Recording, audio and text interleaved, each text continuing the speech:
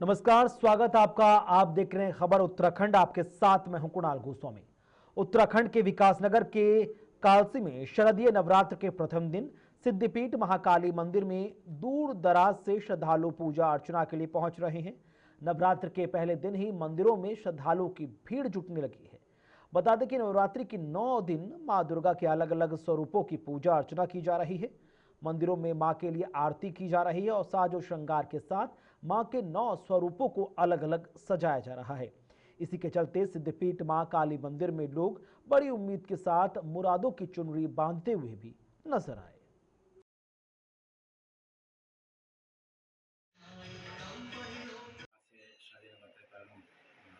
जा रहे हैं और सभी लोगों में माँ के प्रति बहुत ही श्रद्धा भाव से माँ लोग यहाँ पे माथा टेक रहे हैं और सभी माँ का महाश्रृंगार महाआरती और दुर्गा शुद्धि का पाठ प्रारंभ हुआ। ये सिद्धपीठ श्री महाकाली मंदिर है। पांडव यहाँ पर रहे थे, कुछ समय पांडव ने यहाँ पर व्यतीत किया था। तो यहाँ पर माथा टेकने में बहुत दूर दूर से लोग आते हैं। उत्तराखंड के साथ साथ पंजाब, हरियाणा, चंडीगढ़ आदि क्षेत्र से लोग माँ के दर्शन करने के लिए यहाँ पर आते हैं। ये श्री महाकाली मंदिर कालसी एक सिद्धपीठ स्थान है। यहाँ पर माता अपने स्वरूप में विराजमान है।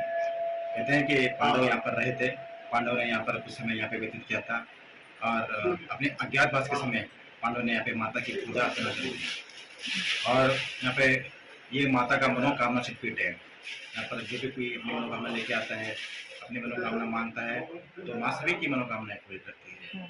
माँ के दरबार में उत्तराखंड के साथ साथ पंजाब, हरियाणा, दिल्ली आदि क्षेत्र से भी माँ के पूरे भारतवर्ष से माँ के दर्शन करने के लिए आते हैं और शारदीय और चैत्र नवरात्र में माँ के यहाँ पर माँ के दर्शन करने के लोगों की भीड़ रहती है और नवमी के दिन यहाँ माँ का भंडारा होता है। वैसे तो हर शनिवार रविवार को, प्रत्येक शनिवार रविवार को माँ का यहाँ पर भंडारा चलता है। पूरे सब जगह इतनी खुशी है माता के आगमन की। कल पितरपक्ष हमारा खत्म हुआ, पितरों का दिन, और आज से माता के दिन शुरू हुए। पूरा देश हर्षोल्लास से मना रहा है और सभी देशवासियों से उम्मीद करते हैं कि माता के दिन को बड़े अच्छे से मनाए, कोई गलत काम ना करे, किसी को कोई बुरा ना बोले और हमेशा अच्छा करे। माता शारदीय नवरात्र के प्रथम दिन क्षेत्र में विभिन्न मंदिरों में पूजा अर्चना और मां शैलपुत्री की आराधना हो रही है। वहीं लाल कुआ के बेड़ी पड़ाव व अष्टदशा भुजा महालक्ष्मी मंदिर में सभी 9 स्वरूप विराजमान हैं और प्रथम दिन मां शैलपुत्री की आराधना के लिए लोग दूर दूर से आ रहे हैं। महामंडलेश्वर श्री सोमेश्वर यदि महाराज जी ने बताया कि शारदीय नवरात्र का विशेष महत्व है। इस नवरात्र में मां की आराधना करने वालों की हर मनोकामना पूरी होती है।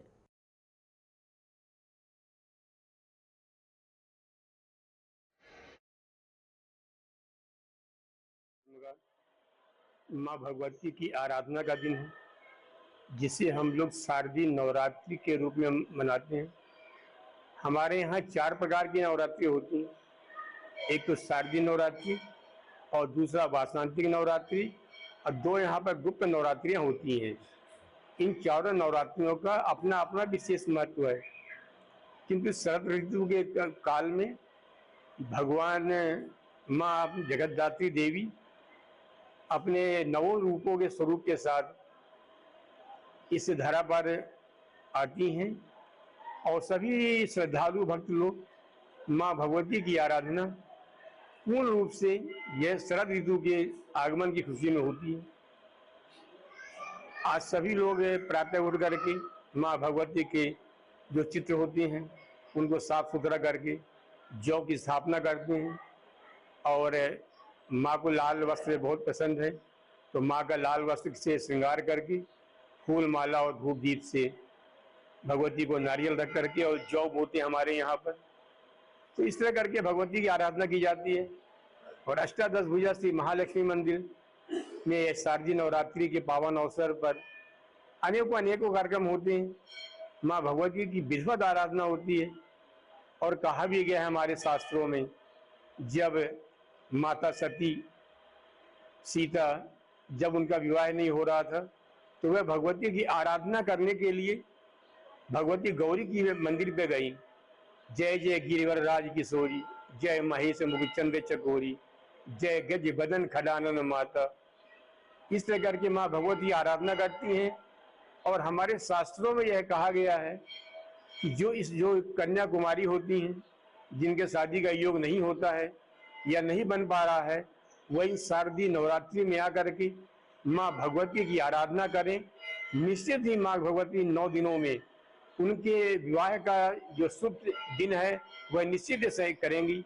इसी तरह इस महालक्ष्मी मंदिर में आकर के और दूर दूर श्रद्धालु आ रहे हैं, क्योंकि यहाँ की जो परंपरा है, यहाँ का जो नियम है, वह अपने आप में एक अलग महत्व रखता है।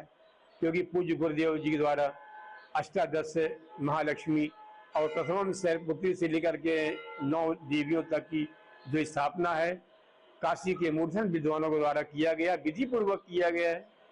इसीलिए समाज के सुधार के लिए भी ये अनेकों कार्यक्रम होते हैं। इस शारदीय नवरात्र के दौरान यहाँ पर 3 तारीख से और 11 तारीख तक श्री राम कथा का भी आयोजन किया गया है। आप सभी को शारदीय नवरात्रि की हार्दिक शुभकामनाएं। वहीं अल्मोड़ा जनपद के सभी मंदिरों में भक्तों द्वारा सुबह से ही पूजा अर्चना की जा रही है और अल्मोड़ा के लोकप्रिय गोलू देवता जी, जो कि न्यायिक देवता के नाम से भी प्रसिद्ध हैं, वहां पर टंगी घंटियां और चिट्ठियों की संख्या बताती है कि इस मंदिर में लोगों की कितनी आस्था है। इसी से वहां के लोगों ने बताया कि हर साल यहां पर भारत ही नहीं बल्कि देश के अलग अलग हिस्सों से लोग दर्शन के लिए आते हैं और मंदिरों में मत्था टेकते हैं। साथ ही नवरात्र में यहाँ पर बहुत अधिक मात्रा में श्रद्धालु आते हैं और पूजा कर अपनी मनोकामना मांगते हैं। जैसे कि आज से नवरात्र शुरू हो चुके हैं और चितई गोलू देवता की अपने आप में बहुत ज़्यादा मान्यता है। आपको पता है उत्तराखंड ही नहीं पूरे देश विदेश में गोलू देवता को माना जाता है। न्यायकारी देवता के रूप में गोलू देवता प्रसिद्ध है। नवरात्र में श्रद्धालु गोलू देवता से अपनी मनोकामना पूर्ण होने के लिए यहाँ पर आते हैं और सबकी मनोकामना पूर्ण होती है, यह मान्यता है। और लोग बढ़ चढ़ के नवरात्र में गोलू देवता मंदिर अल्मोड़ा हो, उत्तराखंड का हर एक क्षेत्र से गोलू देवता मंदिर में लोग अपनी आस्था लेके आते हैं। सर उनकी आस्था का भगवान पूर्ण ख्याल करते हुए उनकी मनोकामना पूर्ण करते हैं। ये मंदिर को न्याय के देवता के रूप में माना जाता है और नवरात्र में विशेष महत्व है। अपने परिवार के आयु वृद्धि के लिए, समृद्धि के लिए, सुख के लिए और मनोकामना सिद्धि के लिए लोग यहाँ पर संकल्प के साथ पहले नवरात्र को पूजा अर्चना करते हैं। यहाँ पर इस मंदिर का बहुत पवित्र महात्म्य है। दूर दराज से लोग आकर अपने परिवार की सुख समृद्धि के लिए यहाँ कामना करते हैं। पहले नवरात्र को दूर दराज के लोग यहाँ पर आते हैं और अष्टमी नवमी को बहुत अधिक यहाँ पर भीड़ रहती है। सुबह से मंदिर में लाइन लग जाती है और काफ़ी इंतजार के बाद मंदिर में प्रवेश मिलता है। इधर प्रशासन की चेतावनी के बावजूद अतिक्रमणकारियों पर कोई असर नहीं पड़ रहा। आज पीडब्ल्यूडी विभाग ने पुलिस फोर्स के साथ मुरादाबाद रोड से सरवर खेड़ा तक सड़क किनारे पर किया गया अतिक्रमण हटाया। कई जगहों पर विभाग को लोगों की तीखी प्रतिक्रिया का भी सामना करना पड़ा। इस दौरान कई लोगों ने इसका विरोध भी किया, लेकिन प्रशासन के सामने इनकी एक न चली और प्रशासन की जेसीबी अतिक्रमण पर भारी पड़ी। मीडिया से बात करते हुए पीडब्ल्यूडी के सहायक अभियंता परवेज आलम ने बताया कि अतिक्रमणकारियों को कई बार उनके द्वारा नोटिस दिया गया, लेकिन अतिक्रमणकारियों ने कोई कदम नहीं उठाया। साथ ही तहसीलदार पंकज चंदोला ने कहा कि अतिक्रमणकारी इस बार अतिक्रमण हटाने के बाद पुनः कृत्रिम अतिक्रमण करते हैं तो उनके विरुद्ध कड़ी कार्रवाई की जाएगी।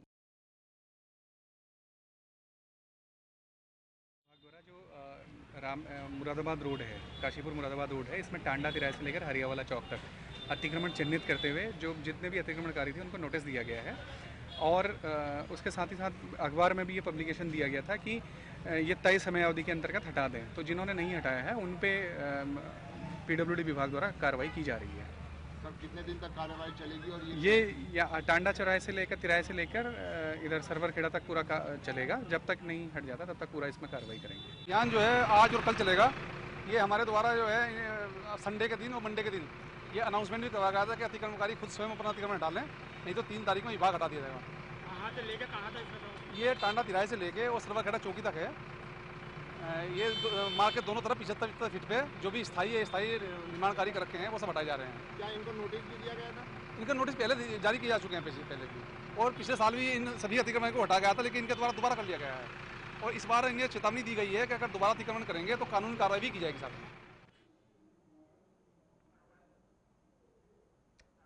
इधर आगामी 16 अक्टूबर को आरटीए की एक महत्वपूर्ण बैठक गढ़वाल कमिश्नर विनय शंकर पांडे की अध्यक्षता में होने जा रही है, जिसको लेकर आरटीओ अधिकारी सुनील शर्मा ने कहा कि इस बैठक में कुछ प्रमुख बिंदुओं पर चर्चा होगी, जिसमें देहरादून हरिद्वार जिलों से डायरेक्ट प्राइवेट बसों की सेवा पहाड़ी क्षेत्र में उपलब्ध कराना जैसे विषय शामिल होंगे। उन्होंने कहा कि इसके अलावा देहरादून जिले में विक्रम संचालकों के वाहनों को भी मॉडिफाई किया जाएगा, जिसके माध्यम से लोगों को काफी सहूलियत मिलेगी और यातायात में आने वाली दिक्कतों और प्रदूषण से भी निजात मिलेगी। अक्टूबर 2024 को आरटीए की बैठक होने वाली है, जिसकी अध्यक्षता माननीय गढ़वाल कमिश्नर साहब करेंगे। इसके अंतर्गत 2-3 मुद्दे बहुत मुख्य हैं, जैसे एक कि देहरादून और हरिद्वार जिलों से डायरेक्ट प्राइवेट बस की सेवा पहाड़ के जिलों में उपलब्ध कराना, जैसे टिहरी, उत्तरकाशी। उसके लिए जो मार्ग नेशनल हाईवे के टुकड़े पड़ रहे थे जहाँ से ये परमिट नहीं दिए जा सकते थे, अब वो सरकार ने डिसीजन ले लिया है कि उनमें मॉडिफिकेशन के माध्यम से प्राइवेट बसेस को हम डायरेक्ट परमिट दे सकते हैं पहाड़ पर जाने के लिए।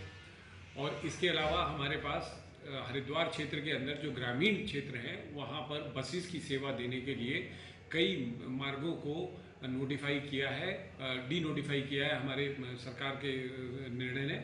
उसके माध्यम से भी हम बसेस का संचालन कर पाएंगे।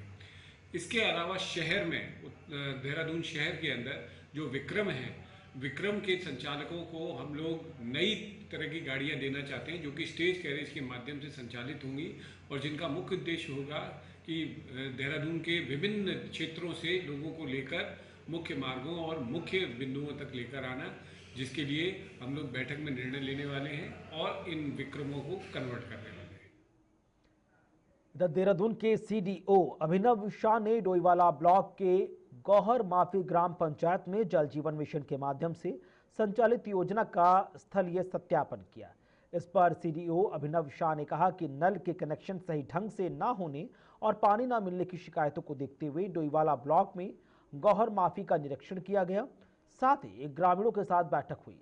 उन्होंने कहा कि बैठक में पता चला कि ब्लॉक के बाहरी क्षेत्रों में पानी का दबाव और नलों के कनेक्शन में कमी पाई गई है, जिसके लिए जल संस्थान को 1 हफ्ते में पूरा करने के निर्देश दिए गए हैं।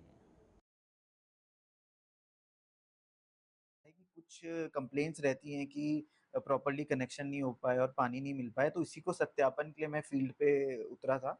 तो मैंने डोईवाला ब्लॉक के गौरी माफी विलेज का निरीक्षण किया।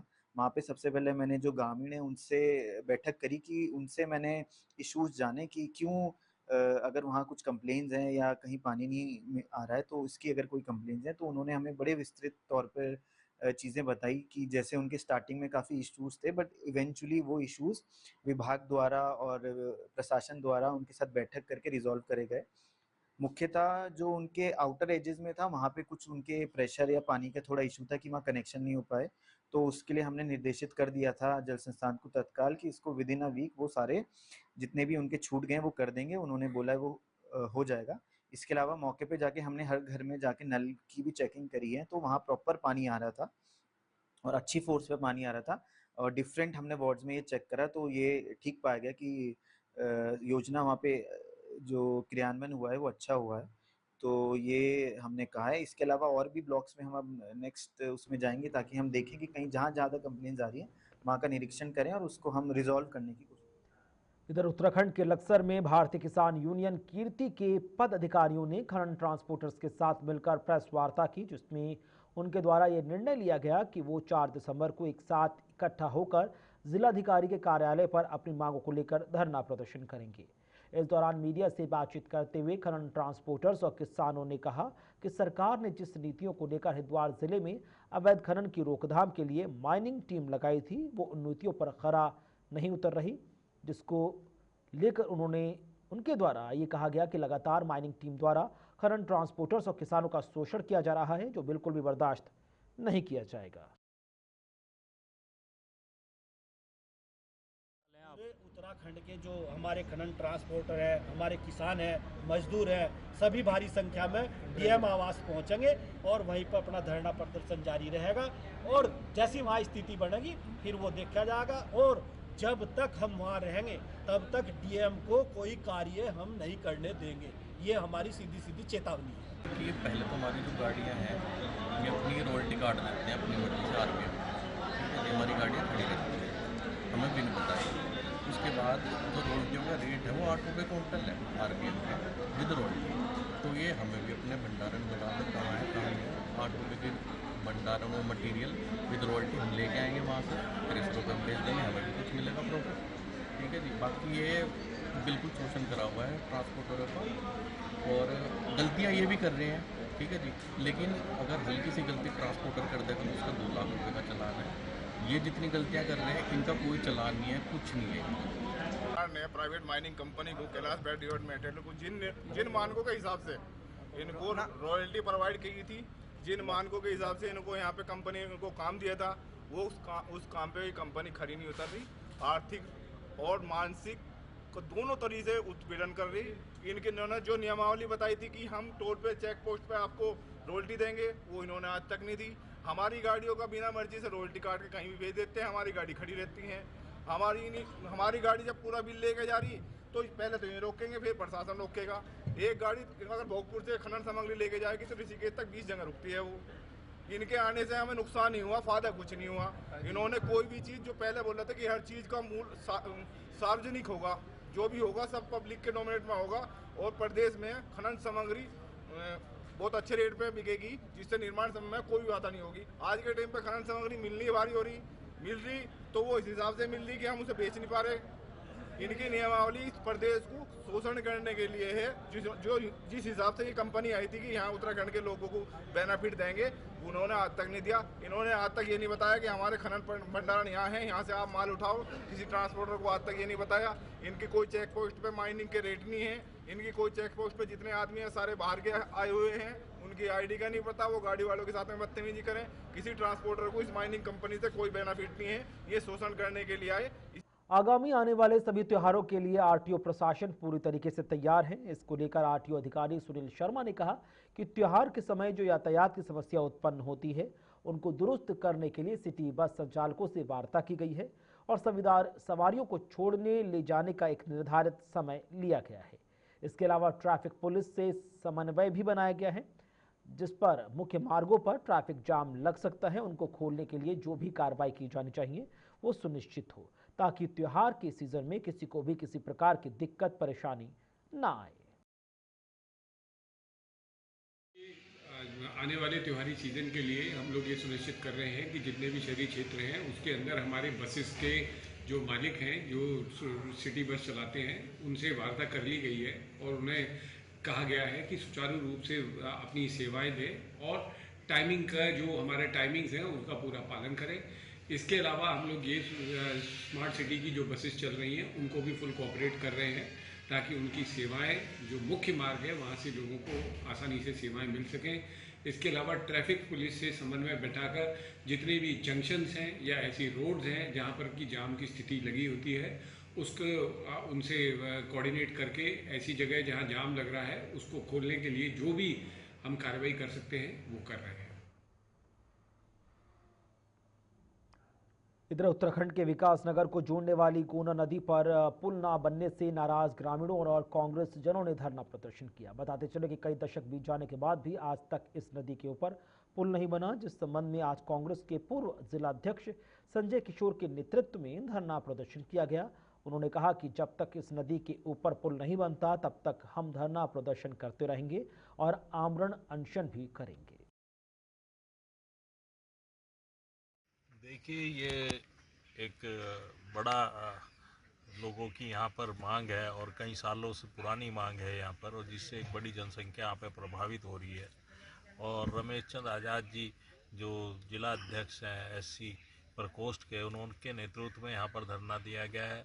दिनेश जी जो यहाँ पर जिला पंचायत सदस्य हैं, इन सब लोगों के नेतृत्व में गांव के तमाम लोग यहाँ पर बैठे हुए हैं और लगातार ये 3 दिन का धरना यहाँ पर रखा हो। गोहना नदी पे इस पुल को बनाने की मांग बरसों से जो ग्रामीणों की चली आ रही है, उसके तहत यहाँ पर धरना दिया है। पिछले दिनों जब आपदा आई थी तो यहाँ पर इस तरह का मलबा आया था, तो सारे मकान उसके नीचे दब गए थे, कई सारे हादसे यहाँ पर हो गए थे। उन सब चीज़ों को भविष्य में उस चीज़ की पुनरावृत्ति ना हो और ग्रामीणों को और जनता को सुविधा मिले। राजधानी क्षेत्र है, 2 विधानसभाएं हैं, सत्ता पक्ष के यहाँ पर विधायक हैं और यहाँ पर ये काम होना अति आवश्यक है। जनहित में, उसके लिए यहाँ पर तमाम हमारे कांग्रेस के साथियों ने, बुजुर्गों ने, वरिष्ठ साथियों ने, नौजवानों ने यहाँ पर आज धरना दिया है, जो लगातार 3 दिन तक चलेगा। सर क्या कारण है पुल ना बनने का? ये तो सरकार की उदासीनता है जनता के प्रति, और जो जिनको यहाँ पर हजारों वोट से जनता जिताकर भेजती है लगातार, चाहे सैंसपुर के विधायक हो, विकासनगर के विधायक हो, तो कहीं ना कहीं उनकी इच्छा शक्ति की कमी है कि आज जनहित में कार्य नहीं हो रहे हैं और बरसों से मांग ग्रामीणों की लंबित पड़ी है। इधर जनपद उधम सिंह नगर के जसपुर कोतवाली क्षेत्र में खेड़ा रोड पर एक प्लाई के कारखाने में आग लग गई। आग लगने की सूचना पर दमकल विभाग मौके पर पहुंचा और आग पर काबू पाया। दमकल विभाग के कर्मियों का कहना है कि शॉर्ट सर्किट के कारण आग लगी है। फिलहाल आगे की जांच के बाद ही नुकसान का आंकलन किया जाएगा। हमें जब सूचना मिली कि एमए एंटरप्राइजेस में जहाँ पर सिलाई मशीन के पट्टे बनते हैं डेस्कटॉप, उसमें सूचना मिली हमें सुबह 6 बजे करीब। तो हमारी गाड़ी तुरंत आई और हमारे 2 यूनिट आई हैं और दोनों गाड़ी अभी भी काम कर रही हैं। और अभी देखने में ज्ञात हो रहा है कि वो शॉर्ट सर्किट से ही आग लगी हो सकती है। और इनके पास अग्निशमन व्यवस्था शून्य पाई गई है, वो अभी देखने पर मालूम चला है। अभी देखते हैं कि कितना इनका नुकसान हुआ है। या हरिद्वार के सुमन नगर नहर पटरी का मुख्य मार्ग सालों से क्षतिग्रस्त पड़ा है, जिसके कारण आए दिन दुर्घटनाएं पेश हो रही हैं, लेकिन संबंधित विभाग इस पर कोई ध्यान नहीं दे रहा। 4 दिन पहले एक व्यक्ति का गड्ढे में गिरने से पैर टूट गया, वहीं वो बुरी तरह घायल हुआ, जिसके बाद राहगीरों द्वारा व्यक्ति को नजदीकी अस्पताल पहुंचाया गया और उसका उपचार जारी है। लेकिन सवाल ये उठ रहा है कि आखिरकार ये घटनाएं कब तक चलती रहेंगी और ये मार्ग कब दुरुस्त होगा।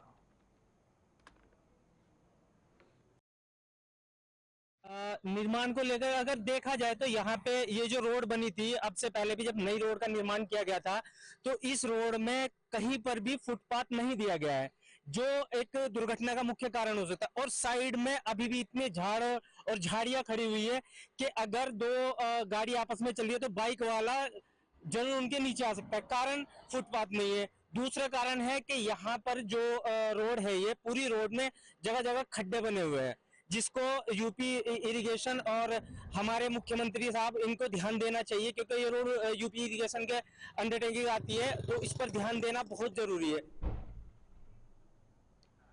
इधर रुड़की के मंगलौर में 1947 से रामलीला का आयोजन किया जा रहा है, जिसके चलते रामलीला कमेटी के द्वारा विशाल शोभा यात्रा का आयोजन होता है। इसी क्रम में श्री राम के विवाह का आयोजन किया गया, जिसमें श्री राम की बारात बड़ी धूमधाम के साथ निकाली गई और श्री राम बारात के दौरान मुस्लिम समुदाय के लोगों ने भी इस शोभा यात्रा का स्वागत किया। भगवान श्री राम की शोभा यात्रा का कार्यक्रम है और हमारे नगर मंगलौर में 77वां रामलीला मंचन का कार्यक्रम है। हम सभी भगवान श्री राम के पथचिन्हों पे चलने का प्रयास करते हैं। उनके आदर्श, उनके द्वारा किए गए कार्य, उनके भाइयों जैसा प्यार सभी में आपस में रहे। राज्य में, मंगलौर कस्बे में, देश में सभी सुख शांति रहे और अच्छे अच्छे काम हों। इधर करबला मैदान में आज all star cricket night tournament का आयोजन किया जा रहा है। इस टूर्नामेंट का उद्देश्य है बढ़ते नशे को रोकना।